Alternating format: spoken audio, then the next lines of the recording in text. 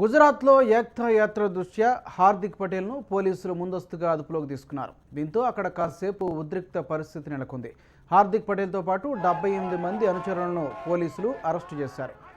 ఎటువంటి అవాంఛనీయ సంఘటనలు జరగకుండా అహ్మదాబాద్లో పోలీసులు భారీ బందోబస్తు ఏర్పాటు చేశారు.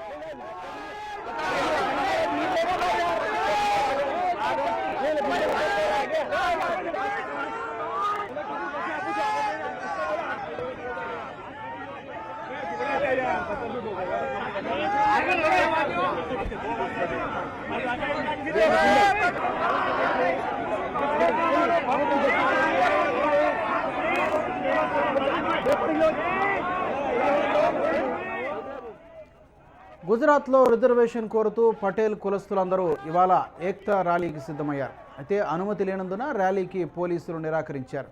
అయితే పటీదార్ అనామత్ ఆందోళన సమితి కన్వీనర్ హార్దిక్ పటేల్ మాత్రం ప్రభుత్వంపై మరింత ఒత్తిడి తెచ్చేందుకు తాము ఈ ర్యాలీ చేపడుతున్నామని, ఇందుకోసం ఎవరి దగ్గర నుంచి అనుమతులు అవసరం లేదని అంటున్నారు. ये डिटेन करने की बात बताई नहीं चलती।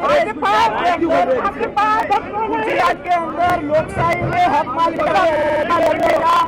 गुजरात की सरकार पूरी तरह से पट्टाओं पर हावी होती जा रही है दिन के दिन और सब लोगों को परेशान कर रही है। मैं मानता हूँ गुजरात की पुलिस और गुजरात